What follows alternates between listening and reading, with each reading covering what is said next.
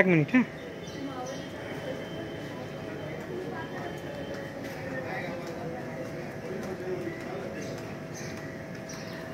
হ্যাঁ, আচ্ছা, ভোট দিলেন, কেমন লাগছে? ভালো লাগছে। আপনারা যা চান তাই তাই কি হবে? কি মনে হয় ভোটের ফলাফল? এখন বোঝা আচ্ছা যাচ্ছে না। আচ্ছা আচ্ছা আচ্ছা, আশা করেই ভোট দিয়েছি। ঠিক আছে থ্যাংক ইউ। পেয়েছি। আমি একটু জানতে চাই আপনার কাছে যে এখানে ভোটটা কীভাবে হচ্ছে।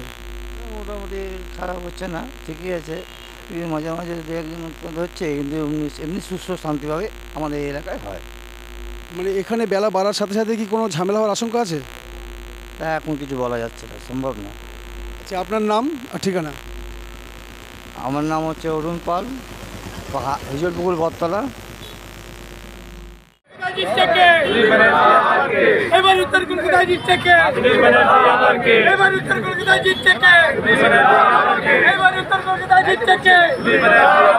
এবার উত্তর কলকাতায় জিতছে কে?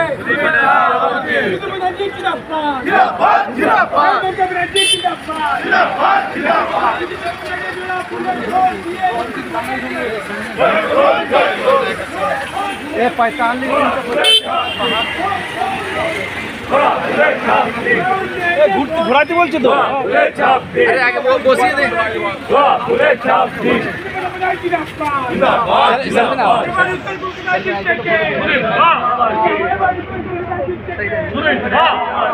ধর্মনিরপেক্ষ একটা সরকার চাইছে, শক্তপক্ষ সরকার, অপদার্থ সরকারের হাত থেকে মুক্তি চাইছে।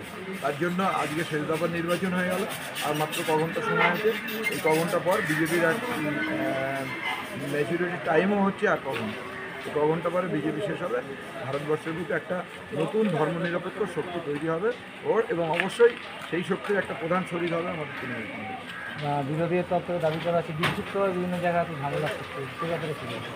দেখুন, বিরোধীরা তাদের কথা বলবে, কিন্তু আপনারা সারা বাংলা আজকের এই সপ্তম দফা নির্বাচনে আপনারা ঘুরে আসুন, কোথাও কোনো গণ্ডগোল হয় না।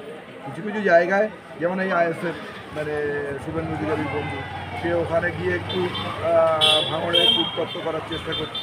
তবে দমদম দেওয়াই যদি দেওয়া যেত আগে থেকে, তাহলে ও আর এইভাবে করতো।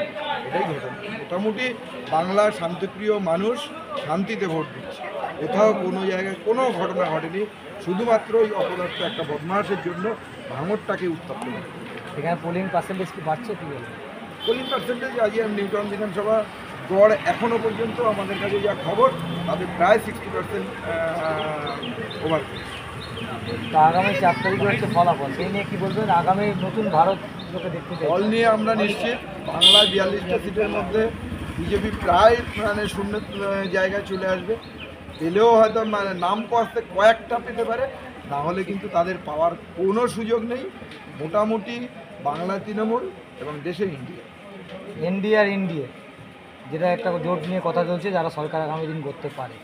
তো অন্যদিকে দেখা যাচ্ছে আমাদের দেশের মাননীয় মুখ্যমন্ত্রী, এই প্রধানমন্ত্রী, তিনি ধ্যানে বসেছে, সেটা নিয়ে আপনি কী বলবেন? দেখুন, ধ্যানে বসেছে ভালো। 19 সালেও বসেছিলেন। উনি 19 সালে বসেছিলেন, এবারও ধ্যানে বসেছে।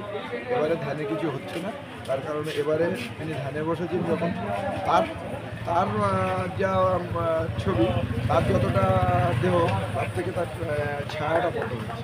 সুতরাং এবারে তার ধ্যান ভঙ্গ হচ্ছে এবং ও যত তাড়াতাড়ি পুরোপুরি ধ্যানে চলে যাবে, দেশের মানুষ। আপনার নামটা বলছেন? মোহাম্মদ আফতাবউদ্দিন, সভাপতি তৃণমূল যুব কংগ্রেস, উত্তর 24 পরগনা জেলা পরিষদ। আর কিছু বলবেন? ভোট নিয়ে কীরকম কী হলো? এখন কিছু বলার মতো মানে কীরকম মনে হচ্ছে, কী হতে পারে? আমরা তো একটা ভাব আপাতত কেমন আছে কিছু বিরোধী পক্ষ, যেটা আমাদের কাছে খবর আছে, জায়গায় গণ্ডগোল করছে। তাছাড়া